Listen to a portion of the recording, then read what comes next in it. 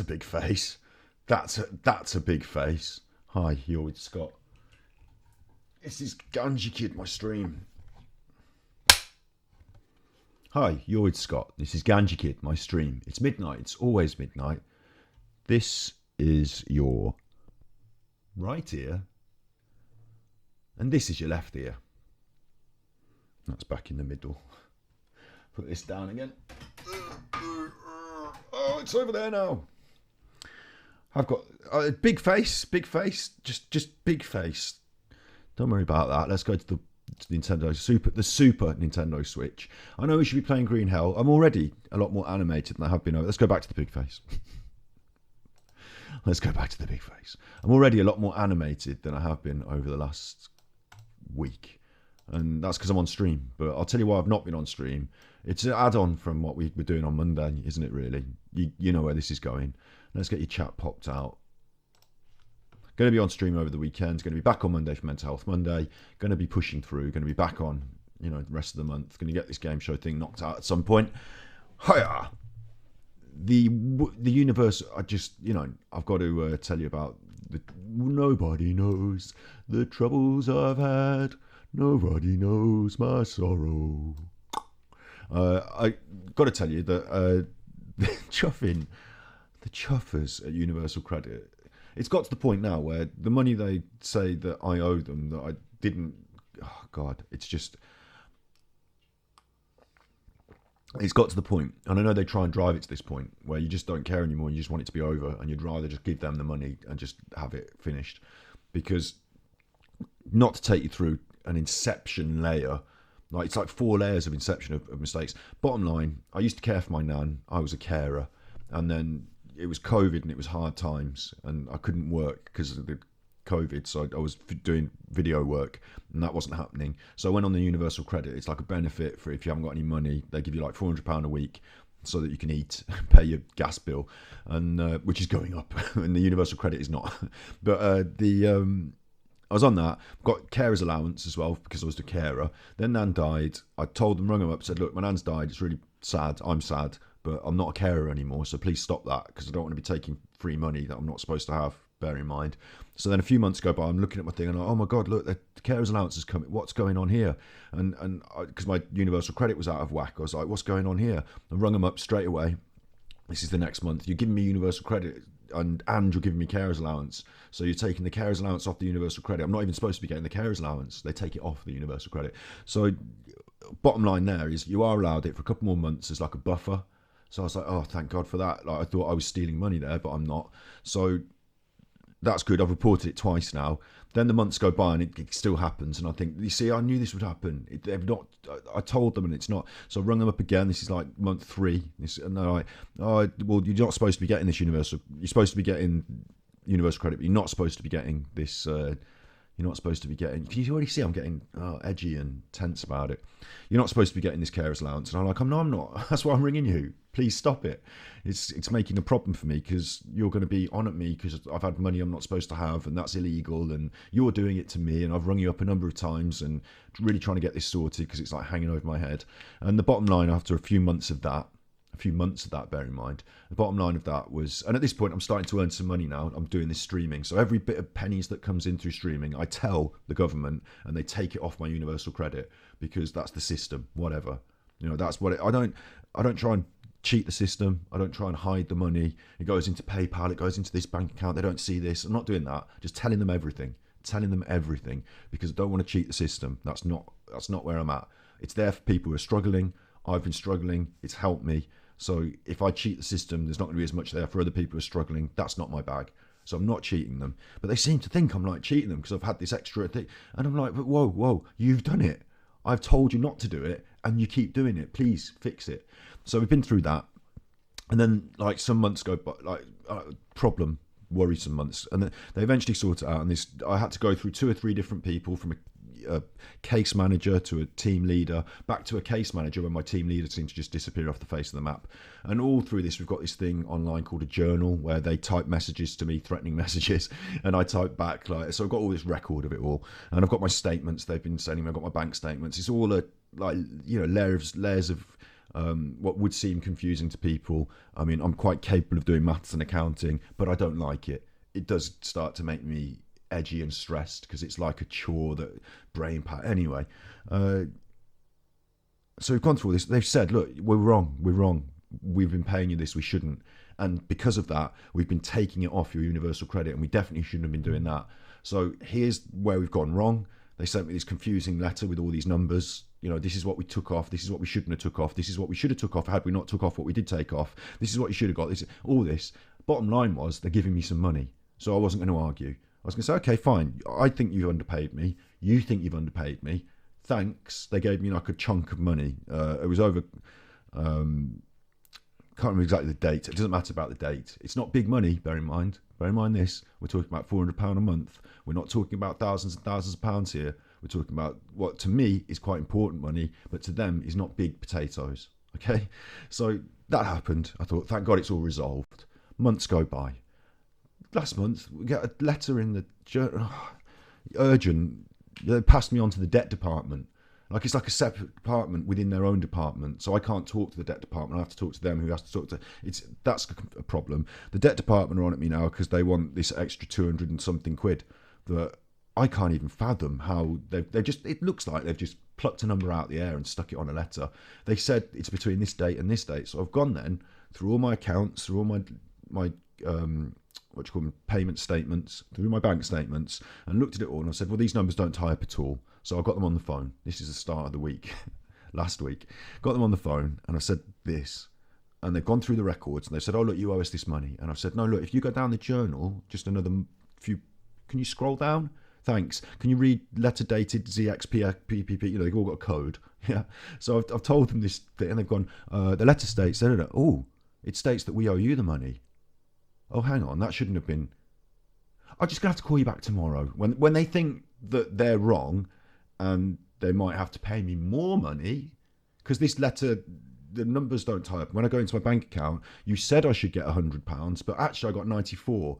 And I know it's small money, again, but the difference between 120 and 94, or 118 and 94, and it stands out to me that they're not the same. So when you say you should pay me this amount of money, whatever it said, because I'm not very good with, I'll be honest, I'm not very good with these sort of things. I don't go to the bank every day and check my account and all that. They say on the statement they're paying me, I let it happen, and I just pray to God I've still got some money when I need to do the shopping. You know, that's the way I live. I'm not in there totaling it all up every month like maybe I should. But I go back and look through these records and my statements are all wrong. They all say, like one of them says I'm paying you 200 and something pounds this month because, you know, universal credit, and my bank statement's like 80 quid, or like, and I'm like, what? Why are they telling me they're paying me this one money, and then they're not paying me the money on the bank statement? So then I've got them on the phone again, you know, and this is day 2 of this, and it turns out they admit, or they confess, I don't know what the word is, admit, confess. They tell me on the phone that the reason I'm not able to work this out properly is because the statements that they have on their system, they've got the old original statement. The one, let's say I got paid 94 into the bank. Yeah, it's not a lot of money, is it, for a month? I put all my streaming money in and say, this is what I've earned. And they say, we'll give you an extra £90 to cover you this month because you're not earning a lot of money. Yeah, it's not a lot of money.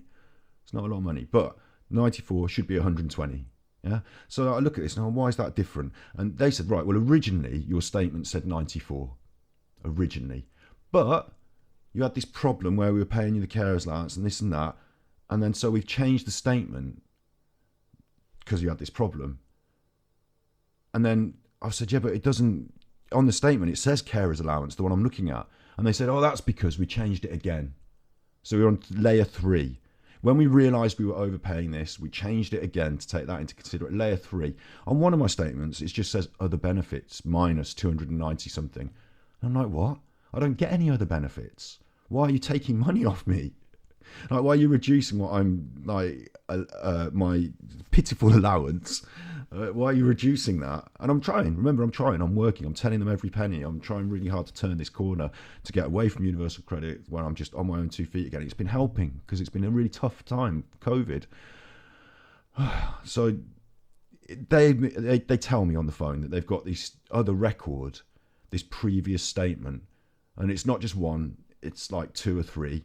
And that they've been amending the statements, and that when they make these amendments, they changed my historical record on my universal credit payment. They changed the historical record. So now I'm looking back through my records on the computer. It says I got paid 120. Well, they're telling me, no, you didn't get paid 120. You got paid 94. We know you did, but we changed the historical record to say you got paid 120. And I'm like, well, why have you done that? And then they're like, oh, because at one point you was, and they've got 4 layers of accounting inception to go through, right? So that's confusing, isn't it? So what I've said to them is, can you please, I've got this gets worse. It gets worse. I'm going to play the game in a minute. I'm just here to fill in. I'm here to fill in the people who regularly support and communicate and, are part of this, why I've been absent all week. And I feel like I've let you down by not being here all week. But you can already see this thing in me that happens because of all this. I can't then get off the phone to them after an hour. Bear in mind, these phone conversations go on for an hour. I can't get off the phone to them like, thanks very much. We've not resolved anything and it's all still hanging over me. And on top of it, you've admitted that you're lying to me and that you've been falsifying records and changing things. And I'm not part. We'll get onto this in a minute. I can't get off the phone from that and then be like, thanks. All right, let's stream. Do Trivial Pursuit. I can't. It's been detrimental to my mental health. It's been making me feel bad. So what I've tried to do instead is work on the things I can work on that don't require my personality. Work on some of them and take the dog out and improve my mental health. So that's why I've not been as present, and that's why we're going to play Moonlighter in a minute. But it gets worse. So when they've told me they've been falsifying these documents and changing them and updating them and whatever, I've said, and bear in mind, we'll get onto things in a minute. I've said, can you please show me those records? And they said, no, we don't have the power. We're not allowed. And I said, well, hang on. You're holding records on me, and I'm the person that's asking you for them. So the person, like the authority you need is from me. And I'm giving you the authority to tell me. So will you please send me those records? I've also mentioned the Data Protection Act, and I've also mentioned the access to information, what's it called? See, it's hard for me to remember all these things that I need to say on the phone. But if you don't quote the law at them, they don't. But if you do quote the law, they're like, oh, this is official. He's quoted the law. We have to do X, Y, Z. So I mentioned the Freedom of Information Act, and they said, well, you can write to us and get your records. And I'm like, right. So you will admit that you will be able to give me them over the phone. You'll tell me you will, but I have to write to you so that you will do it. Can't you just do it now because I'm asking you and we're on the phone and we're trying to fix this problem with the accounts and you tell me this thing, but I can't see it. So can you please send it me so I can check it against my bank account? After a bit of that, what happened was that the person on the phone told me that the person who was dealing with my case was not in today because they were off sick, so they wouldn't be able to talk to me about this. But then all of a sudden they were talking to them whilst they were off sick, and they said it was through a messenger system, so they couldn't talk vocally, but they could message. So we ended up saying that this person on the end of the messages sent the document, and it appeared in my journal, but when I looked at it, it wasn't the document. It had been typed in by hand into the journal. So I said, look, that's not it might be the same numbers that you've got on your secret document. It might be the same, but I don't know that because you've not copied and pasted it. You've not screenshotted it and put it in. You've not sent it me via email. It's not the document. It's just somebody typing things in the journal. So I have to trust you and hope you've not made a mistake because, let's be fair, they've made mistakes. So that's what I've got to go on. And they were like, oh, I can see that. And then when I went through it, I was like, oh, we're talking about February to March. Well, you've sent me the secret document for January to February. So can I have the one from February to March? And then they sent me the second one. And I'm like, now we're getting confused, aren't we? Because you made a mistake when one of these is not the one I wanted. You've sent me 2, both hand typed. It proves that there's 2 secret documents and I'm not access to either of them. And one of them, when I asked for the correct document, you've sent me these 2, so one of them is wrong. Do you see what I'm saying? It gets that's really dark, that is. For me, that's really dark. I felt really out of my depth there. I felt exasperated. But it's not just that I'm worked up and exasperated in mental health, and it's about money, and they're going through these figures and trying to confuse you, and then you have to try and do all the calculations quickly because they've suddenly just said this to you, and hang on a minute, let me work it out, let me check the bank statement. It's not just that. It's that we're talking about secret documents and people typing in things and getting it wrong, covering their backs for different reasons. I don't know what the motives are. It's getting dark. So that's happened. And towards the end of this conversation, we've got into a dark, a hole, because I've said, well, this doesn't make sense. And they've said, I agree, it doesn't make sense. These two statements don't even add up to what the amount of money is that we're asking you for. So why, when you look at the secret statement, it doesn't help, it makes it worse. So why are we doing this? Like, if they could just make the numbers add up, if they could just say, this is the number we want, and it's because of this and this, and I can type it into a calculator and it adds up, great. But if not, we've got a problem. And we've also got a problem because on the secret statements, there are these things that say other benefits and just get removed. And I don't know what they are and why they're removing them. And I don't think they should. They seem to be just figures plucked out of the air to make the numbers work. Anyway, I can prove what I've had because I've got bank statements. I can't prove what they said they were going to pay me because they've been altering the statements. But I've got two statements to prove that they have been altering them, that they've made themselves. They're not the actual statements. They're written things on the, we're getting somewhere. Another point, I'm not to record the calls. Now, you know me. You know me. You know me. I'm not to record the calls. Now, legally, I am allowed to record the calls. I've looked into it. Legally, I'm allowed to record the calls. In fact, it's encouraged when dealing with these people because you might get confused. You might not know what's going on. You might have to listen to it a few times to really get your head around it. Some people have difficulty with figures and numbers when they're being verbalized over the phone quickly. So that's difficult. I'm allowed to record the calls. What I'm not supposed to do is use that in certain ways. Maybe I'm not supposed to broadcast it on the internet. Maybe I'm not playing it to you now. Because they said, when I said, okay, I'm going to, because they obviously say, we're going to record these calls. They do that, don't they? And say, okay, fine, I'm going to record it too. And they say, no, absolutely not. If you choose to record it, I will hang up. We will terminate the call because I do not give you my permission to be recorded. Right? Now, they don't have to give them my permission. That's silly. It's just they make that up. They're not even allowed to terminate the call. That would be bad. But what would I be able to do? I wouldn't be able to call them and get them back on the phone. So I say, of course, I'm not going to record the call then. I'll stop the recording. Yeah, of course I do. And I don't have any recordings of these phone calls, do I? But of course, like a sensible person, and I've got to be careful what I'm saying on the internet, a sensible person would have recordings of all these calls. So, I'm not stupid, am I? So I've told them I'm not recording it, but I've got all this recording stuff. So, and I'm allowed to record it. So it's not like it's the only problem is I don't want to say it on the internet and then somehow them on the phone be like, we're not talking to you because you said you recorded us, which would be terrible because it would be illegal, I think, a human rights violation. So that's where we're at. And then I thought, this is a problem, This has been 3 phone calls, bear in mind. This has been my entire week taken up because you don't just get the phone call. You spend the day doing your maths and your numbers and working out your case. I shouldn't be fighting a case. Like you're trying to work out what's going on. You get them on the phone. They don't make it any easier. They don't make it any more lucid. They get confused themselves. You end up all confused. You come back the next day. You go through the same rigmarole but with a different person. So it's not like you're just like, oh, I'll just pick up this call in the afternoon. You're waiting on this call. You're stressed and you're anxious about it. I can't stream because they might call me. It's an issue. And I thought it'd be resolved because by the end of this week, I've got, by Monday, I've got to report my income and expenses, and they could theoretically just not pay me any universal credit because they think I owe them £200. We need it sorted by this weekend. So they knew on Friday we'd come to this point, this ultimatum point. I told them, you need to fix this today because we've been through the houses 3 times, and all I want for you to do is to say to me, by the end of today, we are going to take the debt collectors off you. We're going to stop them chasing you for the debt because we know it's not accurate. They even said on the phone, they admitted it's not accurate. So why chase me for an inaccurate debt? I want you to stop that. And also, I want you to confirm that I will be getting my week. When I tell you how much money I made this month, that you're not going to add on universal, add on carers and add on a debt and add on a this, that we're not going to have that. So I couldn't get that out of them on Friday. And I'll tell you why. I waited by the phone. They never called.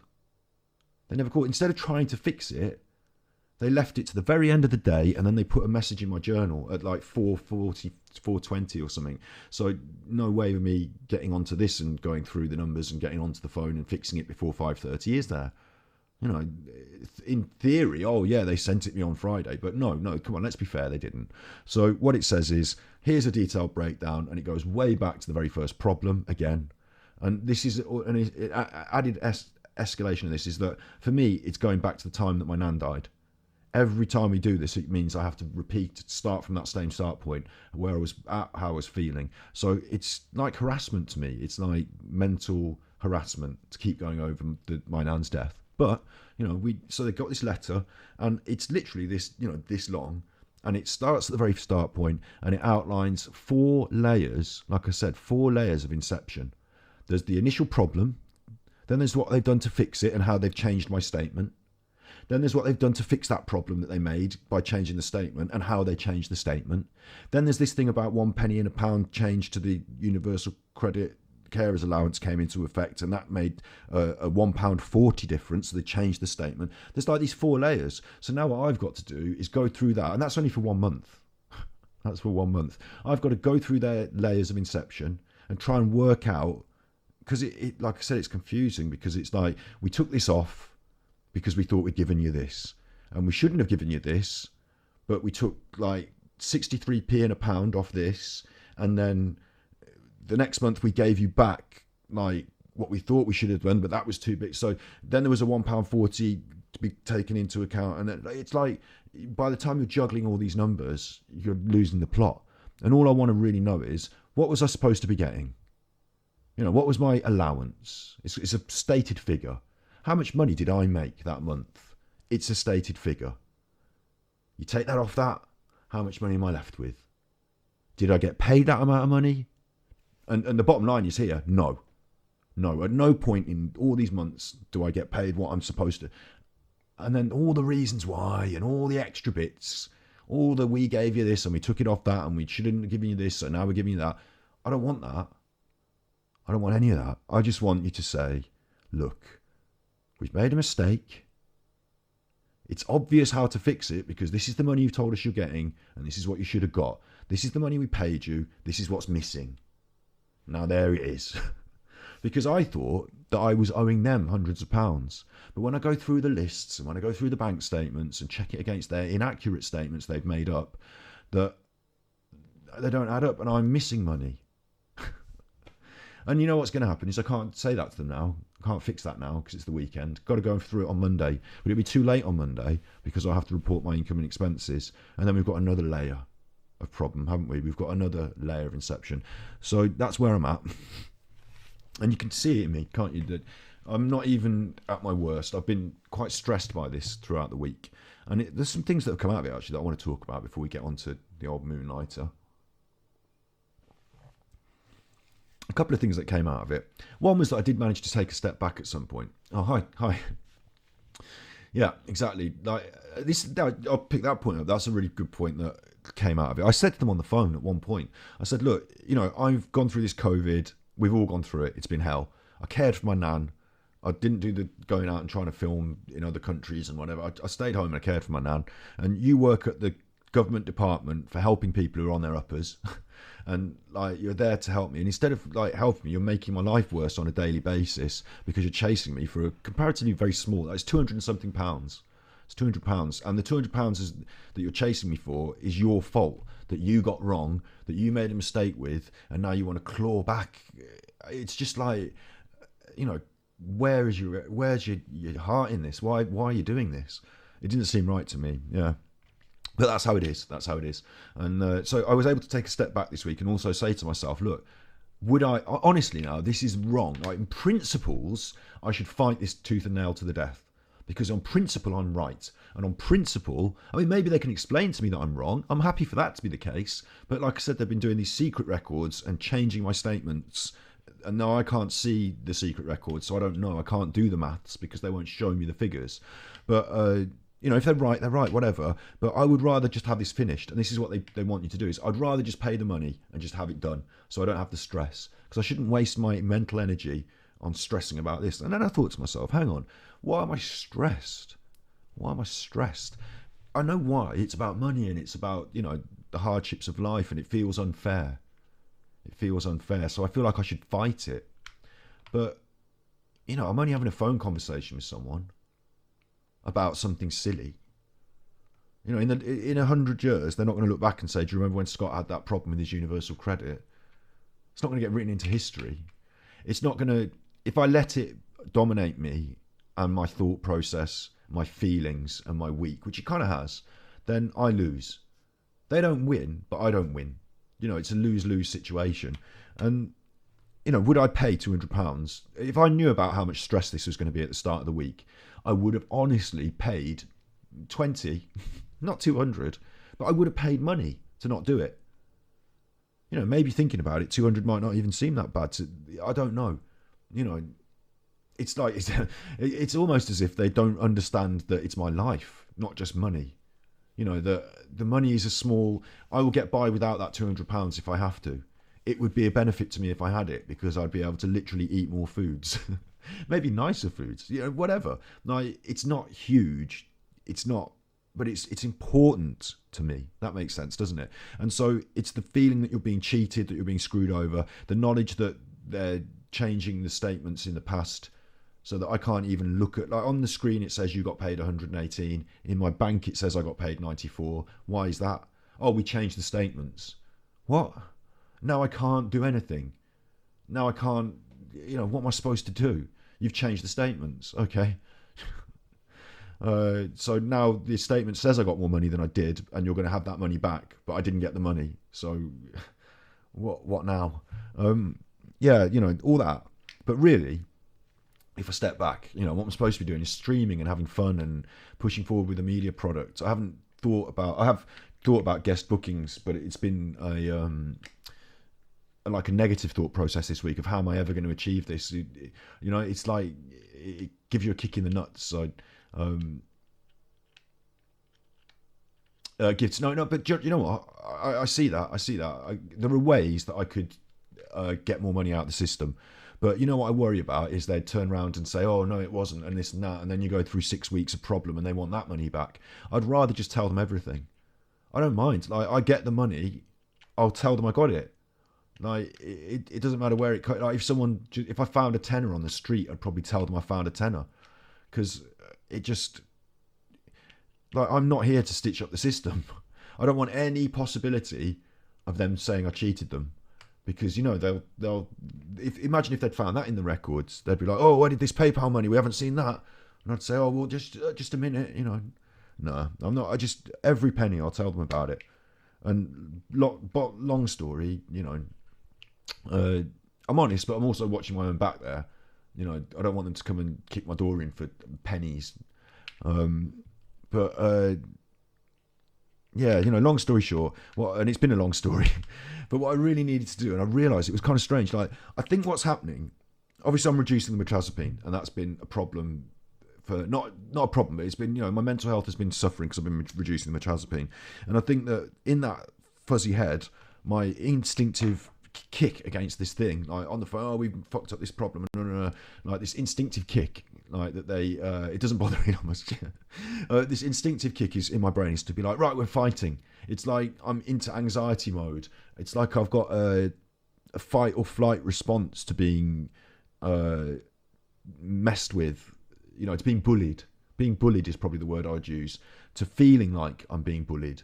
Feeling like it might not be that I'm being bullied. It might not be that those people on the end of the phone are actually being deliberately mean, but it feels mean, and I feel victimized, and I feel... So my response is to fight. My response is to kick you in the knees if I can't reach your chin. And I can't fight them because, you know, at one point I interrupted the person on the phone and she said to me, if you're going to interrupt me, then we can't... And I was like, hang on, wait. I interrupted that, and she did, like, you know, I was thinking, shit, I'm interrupting the interruption. Like, but I said, wait, you are not going to tell me that I'm being rude to you. I am specifically telling you now, I'm being respectful and normal, and I'm not being mean to you. But you say something, and I need some time to listen to what you've said and understand it. So if I interrupt you point by point, it's because I can't understand things that quickly. So please give me the respect of not just moving on to the next point before we finish the last one. So I'm not being rude, and I don't want you to kick me off the phone because you're saying I'm being rude. You know, you've got these things, they're trying to put you in a little hole. They've got people on the phone who are shouting at them. I get that. I'm not shouting at them. So don't treat me like I am. It's like, but I feel like I should because I'm in a fight. So, you know, this is... But what I'm saying is I'm learning from it.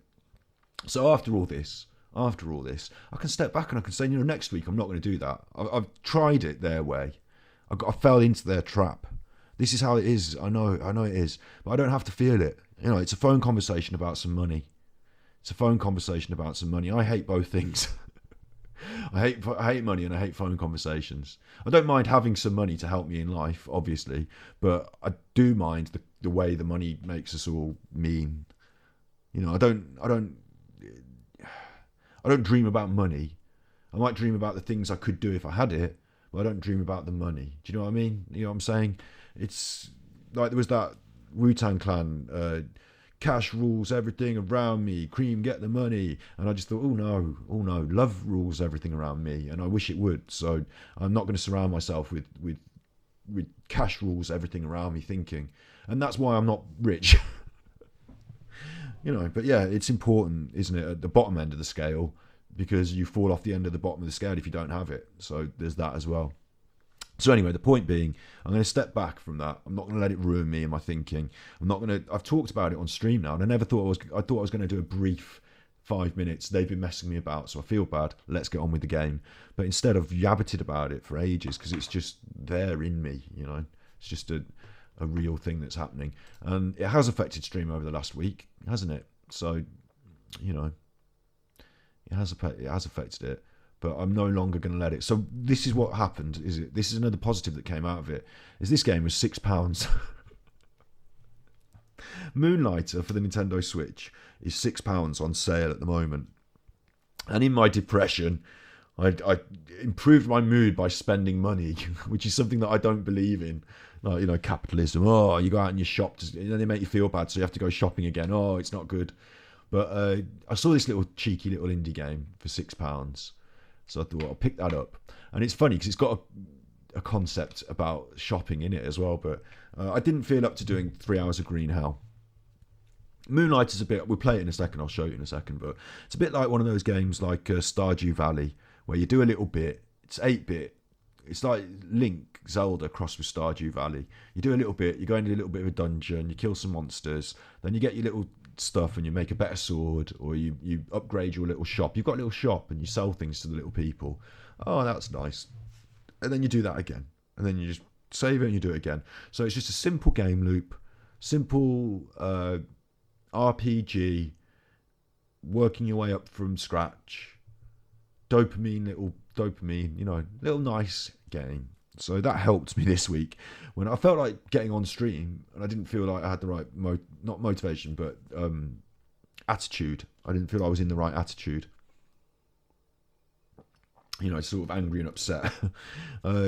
So instead I just played a little game. Like I wanted to get on my little, snuggly on my little sofa and I just play a little game. And not an angry game where people are trying to shoot me, but like a calm, it's not too calm because there's a dungeon in it, but let's have a look.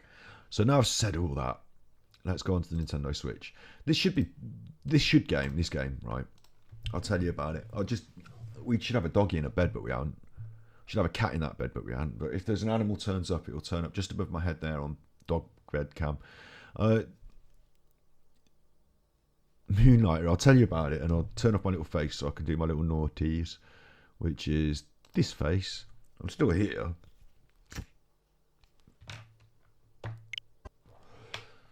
Oh, yes, I'm here. Look. Hello. Who's this? This is Ganji Kid, isn't it? Look, little fella. Now, I'm still learning the buttons. So, I've got punchy gloves. Oh. I can do a little dash. And look, that little fella following me around, that's my little pet. That's cool, isn't it? Nice music. Let's bring my face back. So, we're in a little dungeon. We're kicking some butt. Let's move the chat so you definitely can be seeing all the things you're saying. Yes. Yeah, we're all here. Right, so what happens is, I've got a little bag. Let's show you my little bag. In my little bag, I've got my little stuff. Some of this stuff, you can see it's got stars on it. That's because I need it for crafting. I'm crafting this gear, look. I've got a little fabric chest plate. fabric bandana. I need to make them better, don't I? Got little weapons, got glove and sword. Oh, it's like Zelda. And I've got this little bag with little stuff. Some of the stuff you can craft, great. But some of it you sell. And you sell it to get money and upgrade your stuff. And that's like that's nice, isn't it? It's a nice game loop. You can already see it looks a little bit Stardew Valley or Zelda. It's got that 8-bit style, doesn't it? I'll show you why it's Zelda in a second. Look, here we go. Wee! Dungeon. Look, see? Zelda. Have that. Watch out, skeleton man. My little pet. Give him a chop. Fly out of the way. Skeleton man goes down. And then you get a little chest. And in the chest there's some cool stuff. Broken sword. That has got to be placed at the right or left of the bag. And that's a nice little interesting mechanic. That's got to go at the top or bottom of the bag. So it's just a little puzzle game in your looting there. To try and manage. Inventory management is a big part of these sort of games. And they put a little extra puzzle in that. So I think that's nice. It's not as expansive as Stardew Valley. But it's got this dungeons. Go home. Do your little shop. Back in the dungeons, and I'll tell you a little bit more about why this is good in a second. I'll just show you something else. We've got this magic mirror. If you need to free up space in your bag, you just take an item. I don't want to sell that. What do I want to bin off? I'll bin off one of these. You bin off that and you put it in your magic mirror and it's gone. So you can free up space in the bag and get a little bit of money that way. But the magic mirror doesn't pay very well. You've also got these amulet things. Look, this pendant allows me to return from the dungeon. That's important. It costs 200. So now your economy management. You've always got to have 200 gold because you've always got to get home. And you can always bail out if you've got 200 gold. For 1,000, you can create a two-way portal that you can go back in. So if you've got a lot of looting to do. And this is our little dungeon. This is actually one of the later dungeons, but I found a little secret way in through my current run. Oh, there's that. See, I'm not really good with the buttons. Let's go in another room. Uh-oh. Don't like that water sprayer. You can have it. Right, he's gone. Now, I'm not going to get poisoned by that. That's definitely bad news. Clouds of smoke. Vape. The vape poisoner. Let's open up that. Vapes are better than cigarettes, obviously, but worse than not smoking anything. Right, here's another sword. That's got to go in the left or right of the bag. It'll go on there. There you go. I'm inclined to carry on with our little run until we get into some trouble, and then I'll take us home. So let me carry on with this. Oh, oi, that was tough. Didn't like that. No, I've fallen off the edge. Did you see that? I'm not the most coordinated with all my buttons at the moment because it's new to me. Right, this chuffer's gonna. I can't even hit him. Oh, no, he's hurting me. Chuff off your chuffer. At some point, his flame will extinguish, and I'll be able to get at him.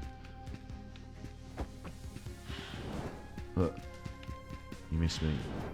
You missed me again. Come on then, you chuffer. Oh, he hit me that time. This is a problem. I think I need to get him to hit into one of these blocks. Not into me. There, no. Come on. I'll get you, you chuffer. No, he went through the blocks. Okay. Okay, so you can't open this chest until we killed the chuffer.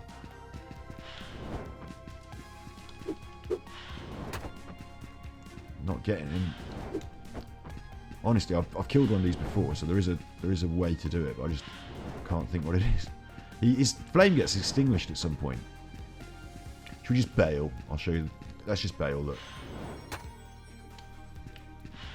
Okay, I can't bail if he's going to hit me.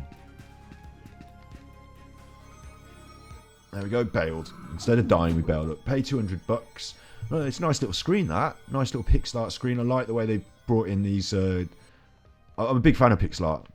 I like the way they brought in these monsters on that scorecard to show you what you've been doing, like animated. I think they're nice the way they appear there.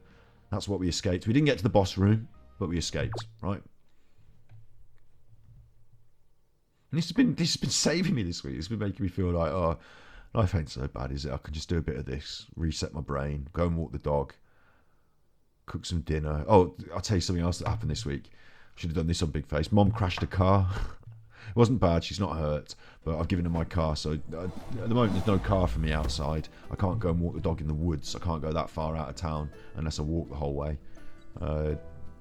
It's more important that Mom has it. So She'll get her car fixed, and I will get.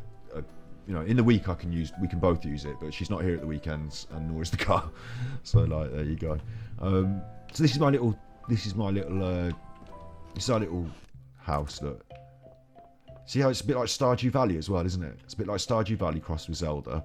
So we put stuff in this chest if you want to keep it.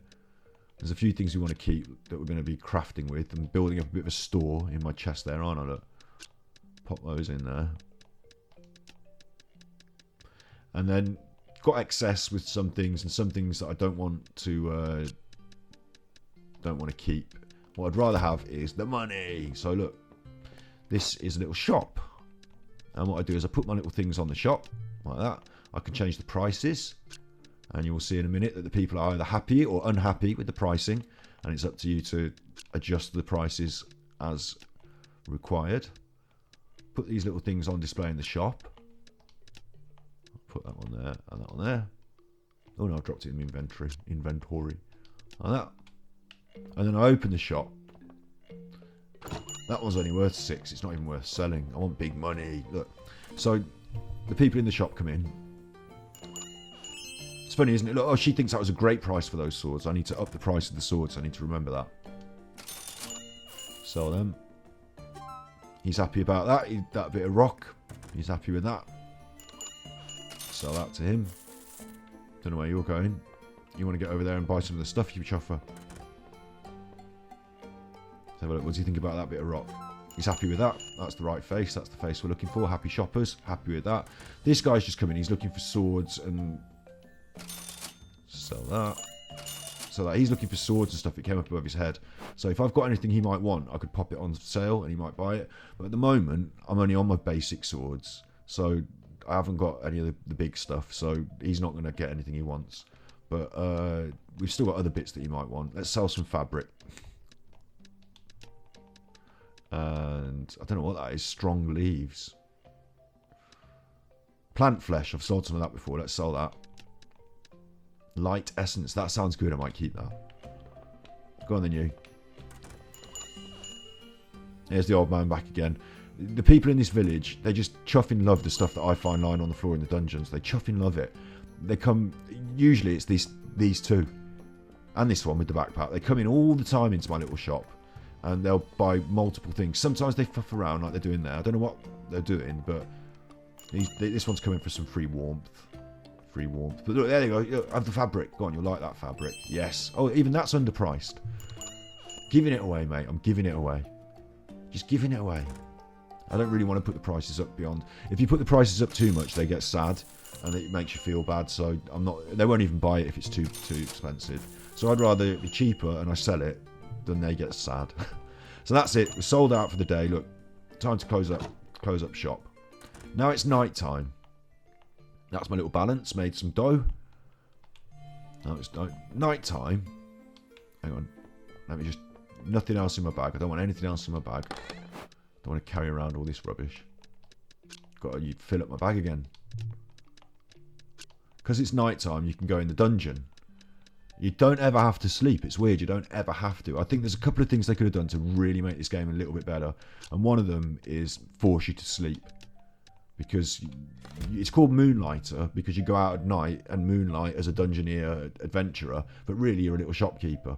So that's a clever thing. It's called Moonlighter. I like that. But you never get to sleep. You go out in the dungeon at night, you come back and you do the daytime like we just did, and you never ever sleep. You can sleep, and it'll advance it to morning. You don't have to do the shop in the morning, you can go in the dungeon. It's up to you. But, you fall into this routine now of doing your shop in the day, and then you're out in the dungeon at night. You actually get better stuff in the dungeon at night. So you want to be in the dungeon at night. It's called Moonlighter. That's the point of the game. I've also got this fella. He'll do my swords. This is the town board, and I can invest in the town. I've bought a wooden hat shop and a Vulcan's Forge. That's that fella we just saw. And I can also invest in Le Retailer. Someone will sell me bits and pieces. A hawker, a banker. They can be bought later on when you've got more money. And let's have a look at the wooden hat. Whee! Little Ganji here with his white hair. This is the wooden hat. I'm called Will, but I'm actually called Ganji Kid, aren't I? And I'll craft a potion, look. Let's have some of them. Yeah, health potions, they're helpful.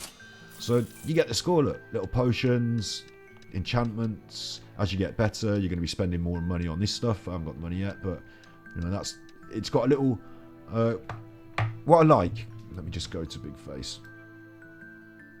What I really think is nice, it's like Stardew Valley in a way, and it's an RPG. You've got a progression system. It's simple and straightforward. You're going to be building up the money from being in the dungeons. You're going to get more money. You're going to buy better stuff. You're going to go on to better dungeons. It's got that in Stardew Valley, but the dungeon running, the mines they call it, isn't as expansive as this. This is more about the dungeons. And then this RPG element, the way that you upgrade and build up, that's all there as well in a slightly... I think it'd be nice. In Stardew Valley, it seems that when you uncover when you turn... Were you ever a kid? Yes. I'm going to burn down my shop. They're not going to burn down my shop. They're not going to burn down my shop. I'll burn down all of theirs because I'm the mayor of this town. No, I'm not the mayor yet, but I seem to be responsible for investing in all their shops. But in Stardew Valley, when you're a kid, you used to go out and you'd get a big stone off the ground. You'd find a big stone on the ground or a log, and you'd be like, ugh, and you'd turn that chuffer over. Wouldn't you? You'd turn that chuffer over, and underneath the log or the big stone, all of a sudden there'd be all wriggling insects. They'd all run away. Do you remember that? Or like there'd be like an earwig, and it'd go fast. Or you might, maybe there wasn't. Maybe you didn't find something. Maybe it was just quiet. Maybe there's nothing. Turn the stone over and have a look. That concept in Stardew Valley. Now this isn't Stardew Valley. I should do a video, hopefully one day. This could turn into that maybe. Little critters. In Stardew Valley, when you went round a corner or turned over a stone, you found a lot of little critters. It didn't get much further than that. You went down the mines, for example, and they had other layers and more stuff to do. But once you got a catapult and you could blow stuff up, you'd done that. You could do it all. You discovered fishing. And you're like, oh my god, look, there's fishing as well in this game. A whole load of little fish to catch. But once you caught them all, that was fishing. There's not like an extra layer to it. So it's about turning over stones in Stardew Valley, and just like another great example is the people. You become friends with them by giving them gifts, and so you give someone some flowers, and they go, "Oh, I like that," and you think, "Oh, they like gift flowers," and you give them some honey, and they go, "Oh, I don't like honey," and you go, "Oh, I don't give them honey again. That was a waste." So you uncover it, you turn over a stone, talking to these people, and there'd be this other layer. Oh, I can give them gifts and make them happy or cross, and maybe marry one of them or whatever. Stardew Valley goes down that road. So it's about turning over stones as well as RPG leveling up. In Stardew Valley, you run a farm, and you gradually, your little pixel art farm gets bigger and more expansive, and you get richer in enabling you to turn over some of the bigger stones that you've been working towards. In this, you're turning over a few stones in your little town. Look, I can unlock a new shop. I can talk to this fella. Lost any of your most precious artifacts? You might want to try bringing the retailer shop to town. Oh, I see. Okay, turned over a little stone. I can invest in the shop, and then in the shop I can buy my stuff. It's not that expansive, but I felt like it's similar to Stardew Valley, but there's not as many stones to turn over here. It's a bit more straightforward. Let me show you something else. Let's pop off. Oh, I got stuck. I don't know why I switched to web big.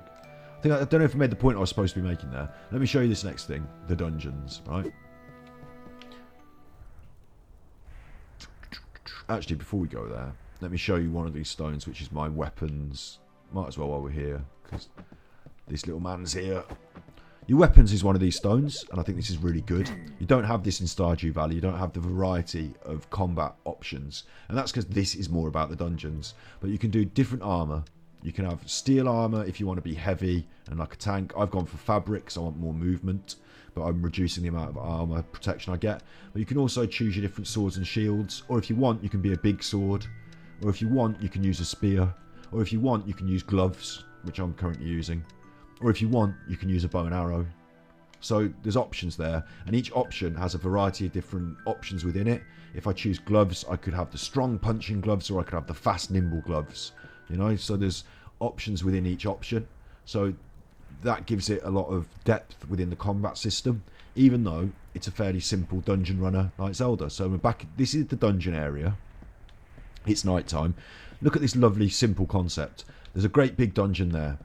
We were introduced to it at the start of the game. You never saw that. I'll show it you another time. There's the big one. That's where you want to be. You can't do that yet because there's these little ones. You haven't even done them. Forest dungeon. Dungeon available to heroes. Not recommended for merchants. So I'm a merchant. I can only go in the first one until I can beat the last boss, the Bast, or the last boss, the Lost. So Bast would be a better word. Let's invent a new word, the Bast. Not bastard, I'm not swearing, but the last boss, the Bast. Right? Right? My teacher when I was at school used to say right when she wanted us to shut up.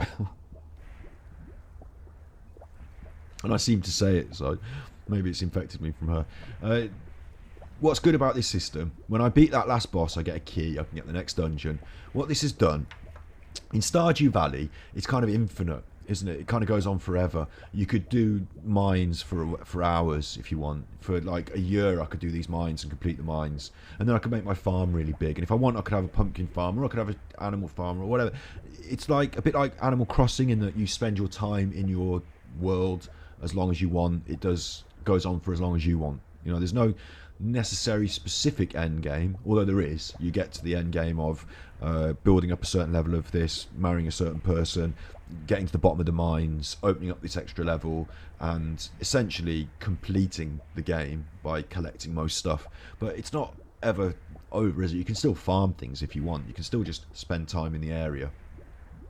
Whereas this, what it's done by giving you these clear dungeons with bosses is it's given me a more complete sense. Okay, there's an RPG mechanic. Okay, I'm leveling up, I'm building up that town. But I'm not farming the town and grinding the town itself, although there is an element of the grind in what I'm selling.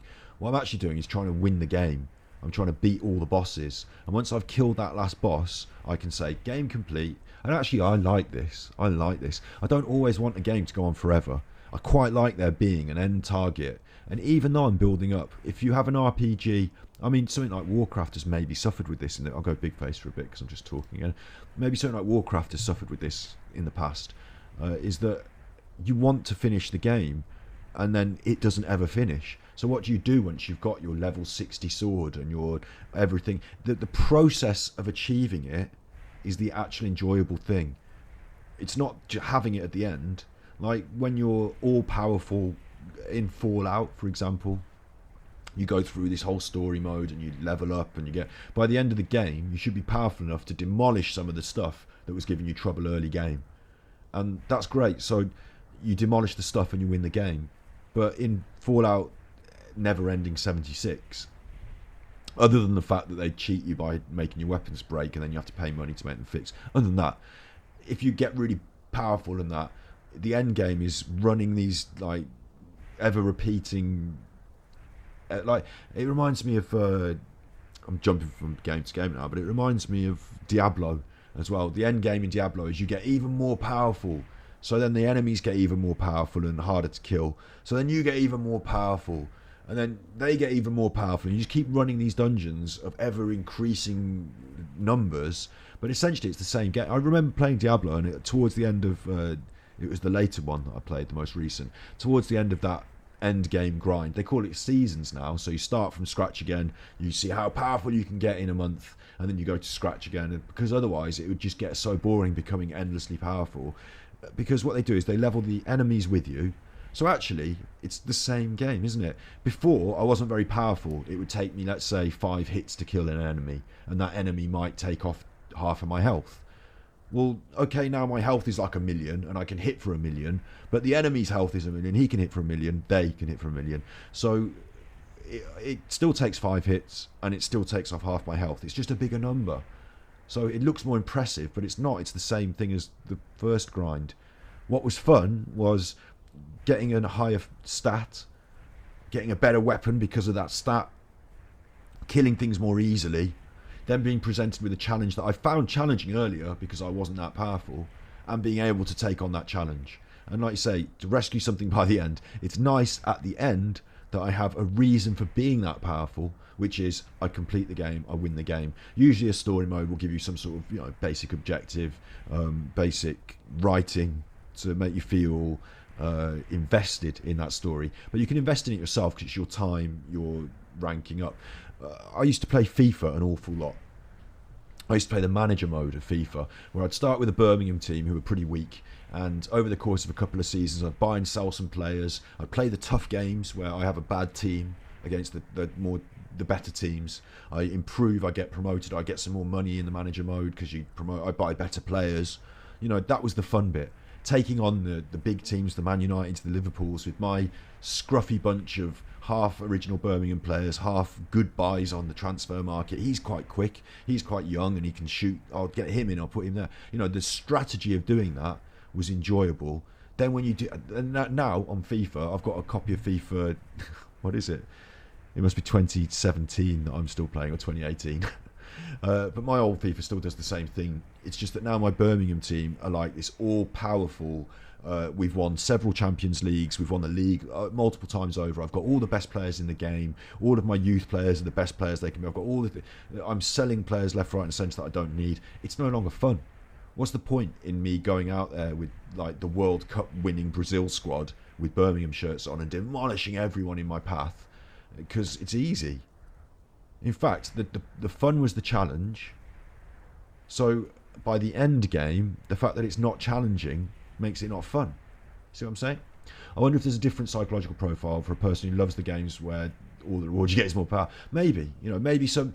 If it's fun at the start, let's not get me wrong here. Like when you first get that giant sword, or when you first buy Eden Hazard, you won't understand this concept. You don't know who Eden Hazard is, I doubt. But when you first buy, the world's most expensive pitcher for your baseball team on the computer game, or the world's best batter, or think of it, the world's best basketball. When you first buy Shaq on your computer game, you're like, this is brilliant. Shaq can stomp on everyone. It's fun. I've won 90 points to 0. I'm the best.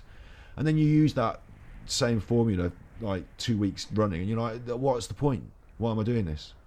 Why am I stomping every team in the league every week in, week out? Where's the challenge? I it's a human instinct, I believe, to yearn for that. It's great when you've achieved it.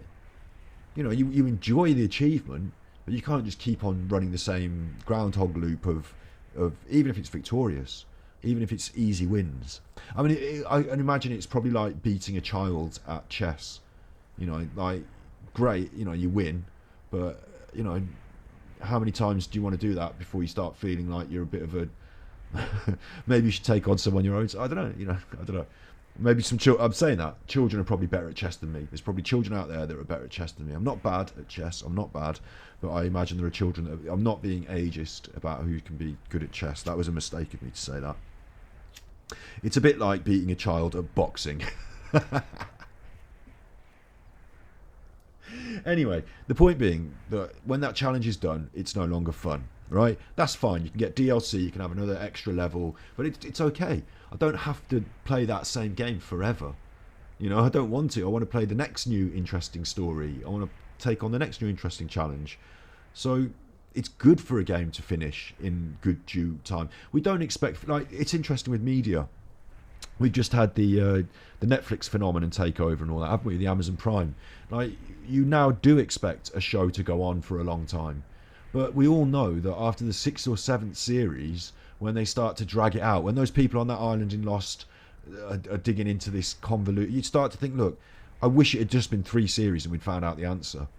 I wish I hadn't got... I don't want to know what The Walking Dead are doing these days. It's gone on far too long.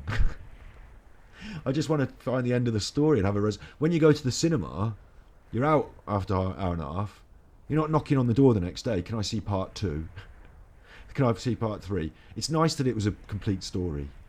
Luke Skywalker got his medal at the end, didn't he? Well, I suppose he vanished off an island at the end. I don't know what happened to him. I don't know why they did that to him. Couldn't they have just left it there? Do you know what I'm saying? You know what I'm saying? Like, some franchises go on, but the stories within them need to be complete. Because that's what a story is, isn't it? That's part of the enjoyment of it. So it doesn't have to go on forever. Shaq is selling babe body powder. I don't have to worry about what Shaq's doing. He's not on my television that often, but still watch the Walking Dead. You see, this is the other thing. I do appreciate that. There's another. Okay, there's another. It's brought up another aspect. There's another facet to like soap opera. And football falls into this. Sports fall into this. There's something nice about something familiar that never ends. There's something nice about that soap opera and those characters and those generations. And sport does it really in a clever way. Is the sport obviously never ends because you can always do another season, and this is what they're trying to do with the computer games, isn't it? Another season. You never ever win the game. You get another season. But the conversations that go on around the sport, the soap opera that's created by this boxer said this about him, and do you remember when he fought him? Well, it's going to be like that again, and he said this, and those fans don't like those fans, and the soap opera in your life, the stories that are constructed. Sport is quite random, so sometimes random things happen, and then they can say, oh, can you believe the referee said this, or did you see where the ball went? That's new. It's not really new, it's just a part of this ever expanding soap opera.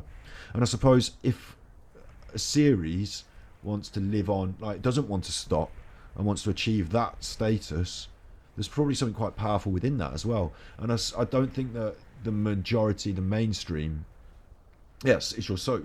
I don't think the mainstream would like. I think that there'd be this curve. I don't know this. I think this. There'd be this curve of something's new and popular. We'll all watch it, and then it dies off. But there'll be some people that will stay with it. Now, do that number of people add up to the amount of money it costs to put on the show? Hopefully, because then it maintains. And if you like it, it doesn't have to end. Why should it? I like the serialization of things personally, that we could see the end of someone's story but the start of someone else's. I think they have done that in The Walking Dead as well, haven't we? It's not the same. We're not still with Rick Grimes' original group. Maybe there are other groups and other stories that we can tell within the world. I like that. I think that's very good and clever because it maintains continuity and keeps you in that world, but it opens up the idea that you can have endings to stories and that it's okay to let a series finish and to spin off to something else. I think that's also okay. Yeah, it's interesting, isn't it? That's interesting. So what they've done in this game, coming back to that, is they've given us a clear end, haven't they? You complete the end, like you beat the boss, you win the game. So it's not really about how much money I can earn in my shop. Once I've opened up all those things in the town, that's that done. Once I've got all the weapons, that's that done. Then I use it to beat the game, and then we're done. And I feel satisfaction. I like that. With Stardew Valley, on the other hand, and I have played like hours. I'm talking about big hours of Stardew Valley. Stardew Valley doesn't have that. It doesn't have a clear end point. Maybe you could say completing the community centre, but I don't know. So I felt with Stardew Valley, it's a bit of a strange thing to say, but we're talking about time now in a way, how your perceptions of time, whether I want to be there over and over again. No, I wanted to leave Stardew Valley alone eventually. I can't even go back to Stardew Valley and pick up my game, so I'm confused about where I am in the process, which plants I'm growing, and it became a big mental process that I had to keep repeatedly iterating on. Whereas this, I reckon I could put this down for 2 weeks, come back and say, all right, I'm at boss level 3, let's go. And also the loop, Stardew Valley's endless. So when do you put it down? Well, maybe the end of this season, maybe the end of this. With this, it feels like you could play for 10 minutes, put it down, come back in an hour, 2 hours, 10 hours, 2 days, whatever. Or you could play this for 6 hours and grind it up. It feels like it's got the option there. So your feelings about time can be your own. You can choose how to grind this game if you want to grind this game.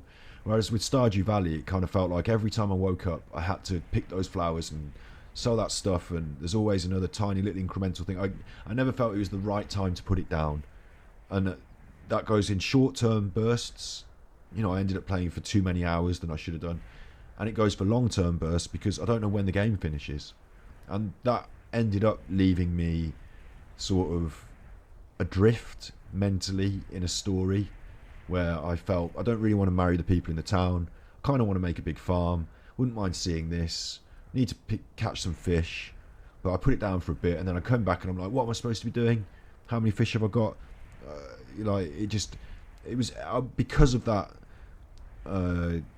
because it hadn't formed any hard crystalline structure of an end game and a desired goal, other than, like I said, these disparate goals and choices. I kind of veered away from it, kind of drifted off. But with this, because it's got a clear, marked set of goals, I feel like it's in some games. Maybe Dark Souls is a good example. It can be as hard as you like, but I just, no, it's a bad example because I still didn't finish that last boss. But you want to complete it. You can see the end goal. You want to cross that line. It just is there for you. So I don't think I'll ever have confusion about this game. Whether I put it down or pick it up, it'll always be there at the same point. I can get right back into it and enjoy it. And that's a good thing for a game, isn't it? That's a good thing for a game. That's good game design. In some ways, I wish this game, Moonlighter, had a bit more of the Stardew Valley about it. I wish it had a few more stones to turn over. I wish it could be a bit more expansive in that village area. I wish there were more people to interact with, stories to tell, quests to go on. I also think it has benefited from not going down that road. So I'm not going to critique it for that reason. But I think this game could have a really good sequel where they said to themselves, look, what can we bring in from something like Stardew Valley that could make this a bit more expansive? I think the feeling of RPG progression, of putting yourself into it, of having a bit more of your own, because this is Will's story, he's got white hair, a bit more of our own creativity could go into that, into our story. And interestingly, actually, I should say this, the story isn't complete here. It's mystic. It's not mystic. It's mythic, not mythic. It's mysterious. It's mysterious. Yeah, the game's keeping it simple and it works, and that's good. What I'm suggesting is to make it more complicated, but only in the right ways, and that could go wrong. So I think they've done a good job by doing it this way. But I think somewhere between this and Stardew Valley is like the perfect game. Somewhere between this. Yeah, the story is mysterious.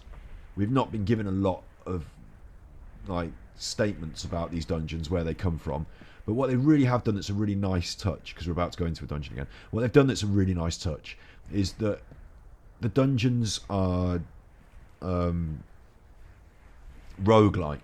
So when you go in these dungeons, they're always different, but they're always made up of the same building blocks, but they're always a different layout, and you're never going into the same setup twice, but you're essentially going into the same dungeon, just rearranged every time.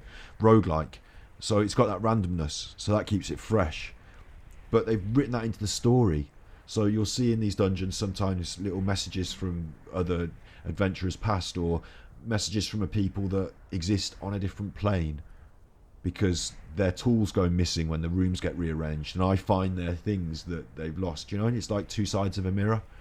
So there's something quite interesting in that, and I feel that the story will become clear as we go through it. I will become elucidated. So I'm looking forward to that, and hoping that it's got a bit of satisfaction in that story, a bit of writing in that story, but the concept works. And at first I thought, well, they've missed a trick here. The concept's so simple and good, dungeons, they are roguelike, it's written into the story, it's got like a mystic element to the dungeons. They left it at that. They're going to find out more along the way. But what I would say, personally, I think they missed a little trick, is look, it's clearly archaeological, isn't it? It's clearly archaeological. They've put the Moonlighter spin on it, the shop spin. You get these things in the dungeon, you sell them in the daytime. You're a shopkeeper. People like games with shops where you build up a little thing in shops. Stardew Valley or Harvest Moon or whatever. They like that. The Animal Crossing thing, it's got a bit of that, but it's also a dungeon thing. They put that as the main. It could be the story, for me, just seems so clearly archaeological. Look, you've got these stone structures with the wood, and it looks like it's been dug out of the ground. I would have, personally, and it's not a big criticism, it's just like a thing I think, I would have put that archaeological spin on that a little earlier. Maybe it's not cool. Maybe archaeology isn't cool. But it looks like they could have dug this out of the ground themselves and you could reveal your next dungeon through your archaeological pursuits. Maybe that could be part of this. You know, it is kind of written into this that these people are buying these things from your shop because they're artifacts. So it's kind of got an archaeological feel, but they could have just sharpened up that corner a little bit and said, look, you know, you are part of an archaeological society group that is uncovering these dungeons, and it is, you know, that's your story, isn't it? Your story of discovery is through discovery. But instead it's kind of like, these have always existed, you're young, the old people in the town know about them, but they're all closed off because people used to go in there and get killed. So it's up to you to, you know, open them all up again. That's okay, it's just different. I'm not saying that's bad. Let's go in the dungeon. You see, now what's also good is, you see all that stuff that I just thought and said. Super Nintendo Switch, please. All that stuff that I just thought and said is good stuff, isn't it? It's like, it's the art of why these games have made me feel more comfortable this week throughout a difficult week. And when I say art there, I don't mean the images, the pictures. I don't even necessarily mean the you know, the je ne sais quoi of that hidden thing that you can't touch that is art. That, you know, I don't even mean that. I mean the almost the technique of happiness. The technique of happiness, because talking about game mechanics, I go switching off my face for a second while I'm naughty. Where am I?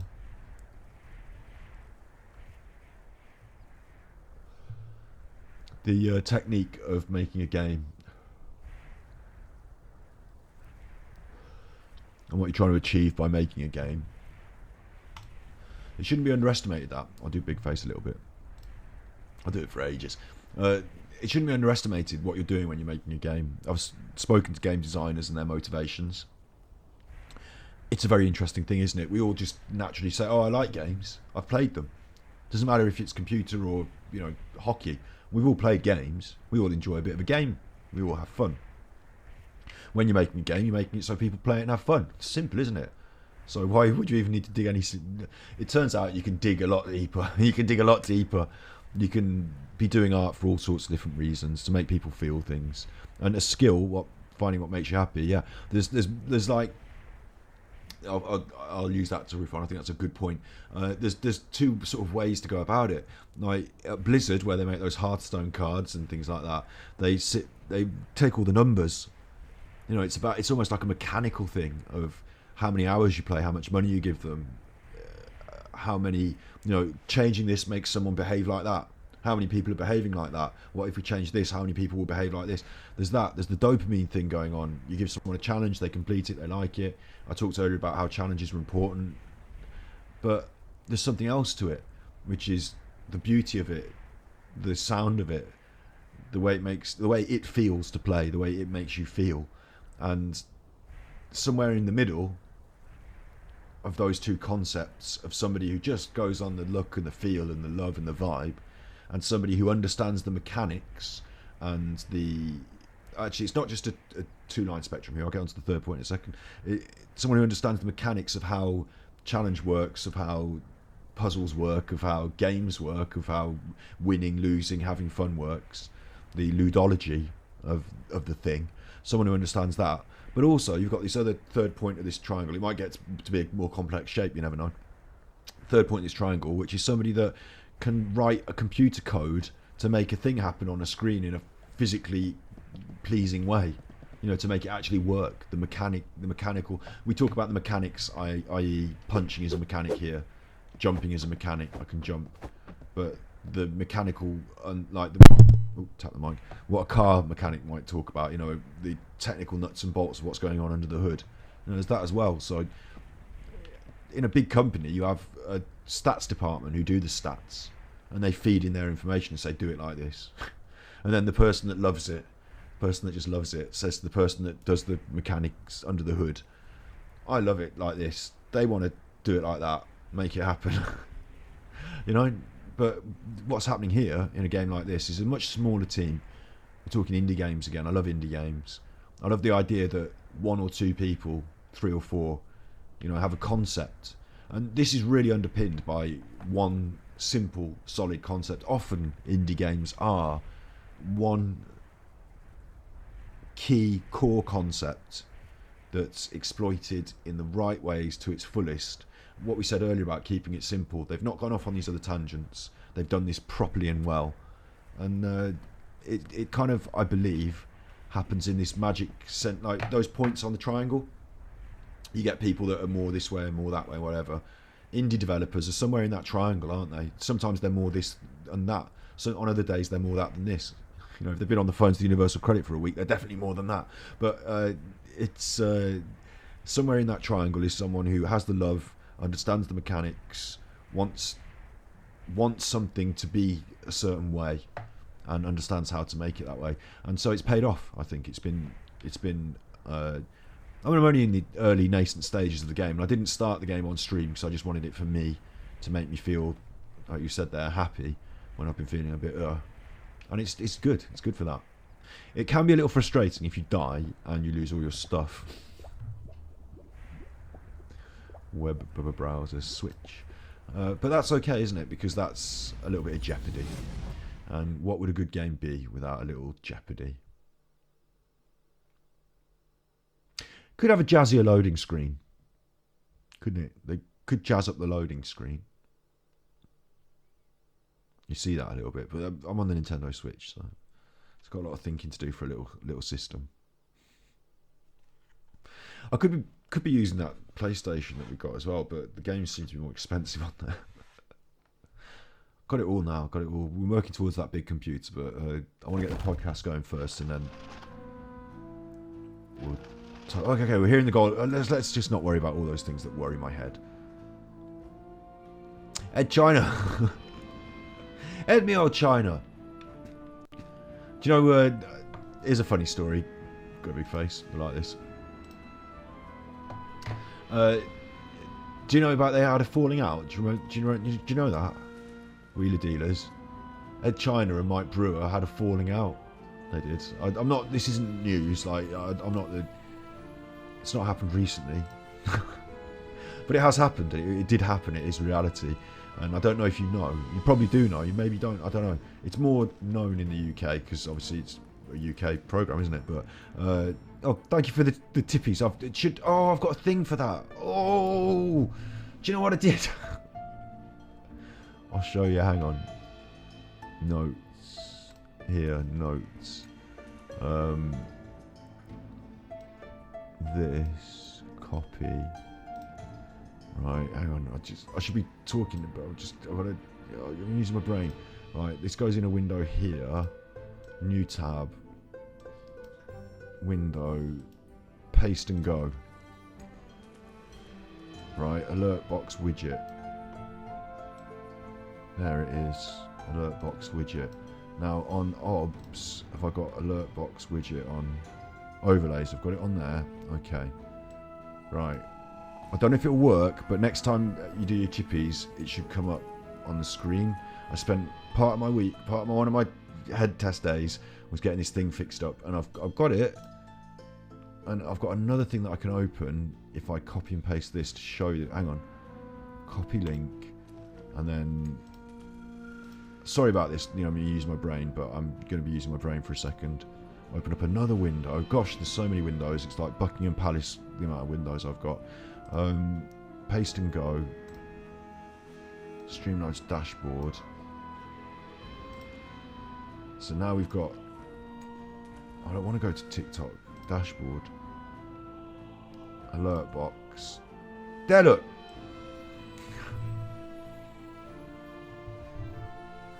It doesn't have any sound. It doesn't have any sound. But it came up on the screen. It should have done. Did it come up on the screen for you? I hope it did. I hope it did. It did on my OBS. It did on my OBS. Come up on the screen. No sound, but it chuffing well came up on the... And I've got another... I can show you things in a... But if I press this button, it should show you the... Oh, God. Now I've lost the windows. I can't have that many windows. This Windows. Right, if I press this, look. Did it happen? Yeah, look, there you go. That's what happens if that happens.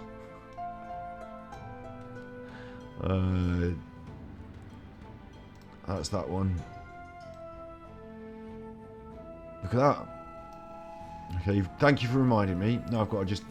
I think if I just shrink the windows, they'll still work. Hopefully. So now I've got those windows as well as all the other windows. Oh god, it's so many windows. But yeah, I managed to fix that up. I think you have to pay money to Streamlabs to have the sound. I think you have to pay for that. I'm not certain. Don't quote me on that. But I could only get that far with it. And you might notice that when it comes up, it looks a bit funny because it's supposed to be on a transparent background, but on my thing, it's on a white background. So I can either have a big white square, or I can use OBS to take out the white background. But it also takes out everything that's white, including some of the text. So then I have to change the colour of the text to be a different colour. You know, like there's a different one for. It gave you some pictures, and I just picked a different picture for the different things. Like we can make our own pictures in the future, but at the moment, we've got that.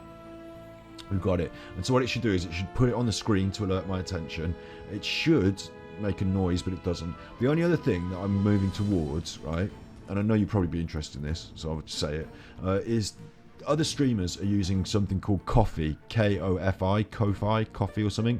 And it's like the same donation system, but I just get straight 100% of the money. Twitch don't take half. Ko-fi don't take any. It just goes straight into me. So what I want to do is set that up, and then have it set up so it comes up on the screen as well. Because this happens with Twitch. It's connected to Twitch. So I need to find a way of connecting Ko-fi to the thing that goes on the screen. And if I can get that done, then I can just take all the money. We don't have to worry about Twitch's little cut. I think that's probably sensible. But yeah, this is new. I told you I was trying to work on the things that I could do and not the things that I couldn't fix this week, like my attitude. But yeah. So yeah, well, give me a minute. You know, I'm not going to do it today. It involves opening an account with Ko-fi. It involves trying to link my Twitch account to Ko-fi. It involves linking the Ko-fi donations to the account of this thing, Streamlabs alert box widget, which is a separate. It's the same thing as the universal credit. It's like 3 layers of Inception. You can't just do one thing. You have to. But you know. Once I've got it sorted, we'll get there and we'll do that. I don't know if it's probably better that I get more of the money. That's probably true. You know what I'm like. If to other people that would be right on the top of their list. For me, it's a massive brain ache, and we step forward in little steps, but we get there. So we've made a huge step forward this week, which is that we've got that. And I thank you for the tips, and now you get to see it on the screen as well. So that's even more important. Let's see if it works. Oh god, it better work after all that. Is it not going to work now? I can see that in your chat you put it 100. Where's my 100 on the screen? Come on. Maybe it's because I shrunk the window. Make the window come back. Maybe there's a setting. Maybe there's a setting about numbers and about how big the numbers are before it goes on the screen or something. I'll tell you what, there are a lot of settings. There's like a huge amount of settings that you have to go through. So I'll just say thank you for that 100. I could press the button. Could I press the button? Look there, look. You're not John, but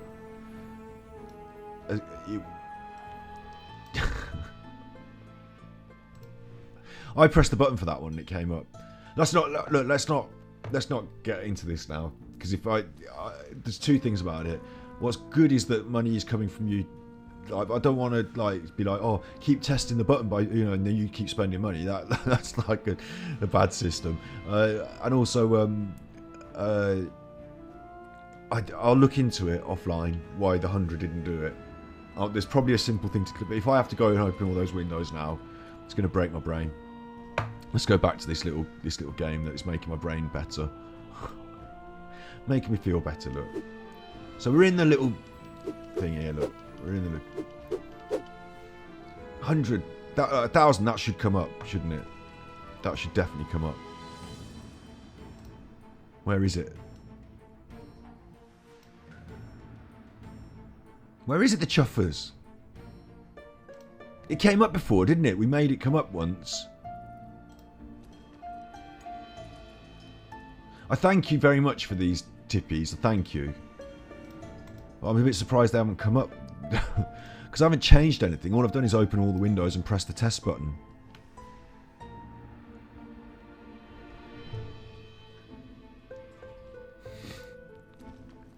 Right, back to the Super Nintendo Switch. We're here.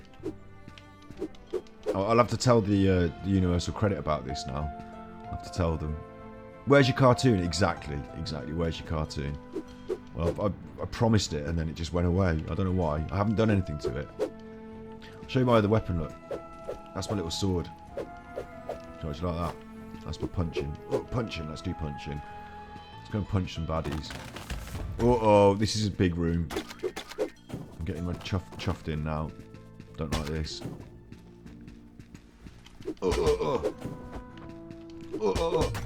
Oh, he's chopped me. Chopper. Look, he's chopping me. I'm supposed to be much more adept. Getting right choppings. You do find some fountains and they can... you've been robbed. I'll press the button for you if you want. I'll press it. What do you want? I'll do a different one. Look, I'll test raids. How about that? There you go. See, that doesn't look proper either, does it? Because... it doesn't look right because the white is being taken out.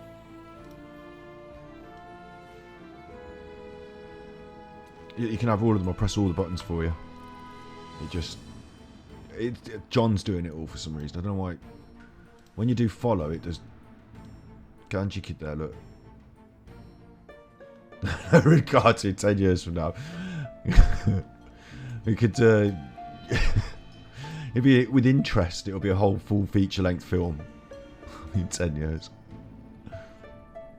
Why didn't it work though? That's weird, isn't it? Because I've got this thing open and you did it and it worked. So it worked. I changed nothing. I pressed the button, the test button, and that worked. And that stopped it from working. I just put save sec. The only thing I did do is I shrunk the box because I didn't want it on my windows in my way. I shrunk the desktop, whatever you call this, streamlabs.com dashboard, the dashboard. I shrunk the dashboard and then put it back. The widget's been there all the whole time. The widget's fine. These are just they had some Mario people and I chose them. That's Yoshi. Hey, did you hear it then?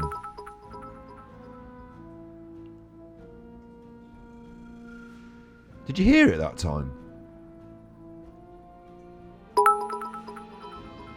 Now I can hear things. I didn't think I got to hear things. And it won't ever go off the screen now. Look, I broke it completely. Oh, God. Look, there you go. Look, there you go. It's just piped up. And you're getting the sound. And you're getting the sound. Woohoo! Look, they're coming through now. They're coming through now.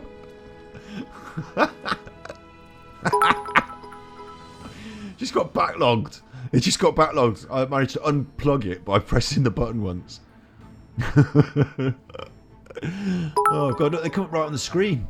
You can't see the white letters, but you can see all that, can't you? It's big enough, isn't it? It's big enough. It's big enough. I'll tell you what. Thank you. I'll have to keep saying thank you. I'll tell you what, you want to save that. Is save that for when I'm fighting one of the bosses. Because that won't get in the way at all, will it? Look, these are coming through now, aren't they? Coming through.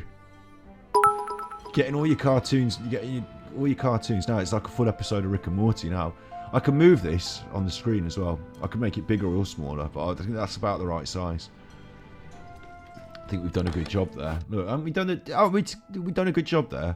We've improved the stream to a situation that is just sort of what other people see as standard. But to us, that's a huge step forward. It is, isn't it? It's like thing on screen donations. It's big. Oh, I've just reminded myself I need to in my little bag. I need to get me little potions. Put my little potions in my hand there where I can use them. And then you can use your little potions. like this. There you go. Yeah, you can your health goes up. There you go. I feel like I should just like pause here. Big face. Oh look at that. There's the automatic. That I set that up. Oh, you got called into work. Okay, no worries. No worries. Your work here is done though. Look. Well, you've managed to somehow. It's working. It's all working now. You got your full thing up on the screen. That's logged now. That's going in the edit. The Streamlabs auto chatter is working. I feel like just alighting now. I feel like we've done enough here. We talked about the game. We showed you why the game was fun. We had a good chat. It's made me feel better, so thank you for that. Not just obviously the financial thing is like after the week I've had worrying about small potatoes, which is big potatoes to me really. You know, it's the difference between a week's shopping and not. And you don't, when you're at my end of the scale, you are certainly not saving up loads. And I'm saving up for a computer. I'm hoping we can get that. And I certainly am not saving up money to give the government £200 whenever they ask for it. You know, I haven't budgeted for that. So, you know, thin end of a wedge, but it makes a huge difference to me. Even though, you know, these chippies, and you have to, I feel, but don't make me feel bad. Don't make me feel bad. They're going to a good cause. It is honestly on my shoulders to generate this media product, to get people sat in that podcast room. That's on my shoulders to take the weight off your shoulders, because there's your support, financial and emotional. I'll say emotional. You know, you, capital K, Nigel. We know, like Nathan as well, who doesn't become present on this stream so much. Carla, Tree, who aren't present on the stream so much, but have been supportive over the years on the ASMR. You know, Ilona. I could name, you know, hundreds of people, I could name hundreds. So these things are important. This emotional support and the financial, you know, you've seen what I'm doing with it. You've seen that we're improving the stream, and the end goal is that I can get a sponsor so that they do the financial burden bit, and you can feel less worried about that. And of course, it will always be beneficial for us to, you know, Asmongold still takes donations and he's a millionaire. I get it. You know, we always want to drive this forward, and I always want to use that as fuel to make the best of what we can do. Taking care of babies, not working in coal mines. Yeah, that doesn't sound so bad actually, taking care of babies, does it? It sounds nice. And the more chippies. More chippies. It's because they're on the screen, isn't it? You like it better now they're on the screen, don't you? I should have been doing this from day one. I see now. I like it because it's on the screen. I know we need to get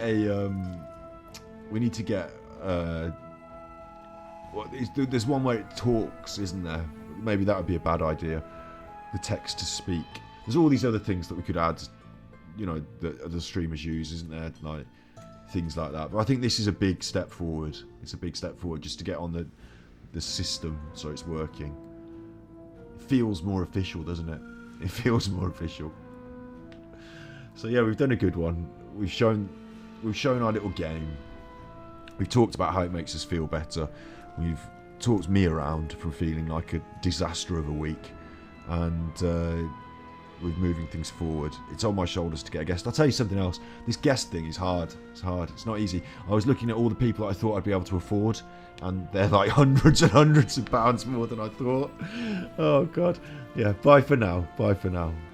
I won't go on about anything else. I won't keep you too long. It's like when you're trying to get out the shop and they keep talking to you, and you're like, can I just pay for the crisps? Can I just pay for the? And they're like, they've got the crisps, and they won't let you pay for them until you've talked about their gout. Oh, my gout's playing up again. It's this cold weather. Can I just have the crisps? Oh, my gout. Is it your gout again? Yeah, it's this leg of mine. Well, I assumed it would have been your leg, because it's not. You wouldn't be worried about somebody else. If your gout's playing you up, it's definitely your leg, isn't it? You're not. It's not like your wife's leg. Oh, that gout's playing me up in my wife's leg. No, so. Bye for now. I'll cut this as well. I think we've done a nice stream. I don't want to play for hours and drag myself down a dark hole. I feel good. It's a good time to alight, to walk a dog, to cook some food, maybe play some Fortnite with the squad, see how they're doing. Hope to in my day-to-day, like my friend, his mom had been a bit poorly, and I want to make sure that I've already spoke to him on the phone today, but you know, try and support in the same way as, like, it's like passing it on, isn't it? You've been supportive, I need to support. Yeah, it's all good. We're all good in the hood. Tell you what we'll do. We'll even go in this little forest and beat up these little forest creatures in celebration. How about that? Have that, you chopper. Have that, you. Didn't like that, did you? We'll beat these up and then we'll just go back home to the old. Oh look, my little one's chasing that one around. Ah, chuff it. It's a way of saving the game. Just bin out. Let's go to town. See, it's nice as well, isn't it? You don't have to push through to the boss. You can just take it at your own pace. That's a nice part of the game. It's nice. You be good, my little pucos. You be good. And if you can't be good, then I'm going to display your name on the screen as like a Santa's list of who's been naughty and nice. And it won't just be the tippy chippies. It'll be you for not being good. So if you can't be good, you're naughty. But you aren't, because you're good. So thank you.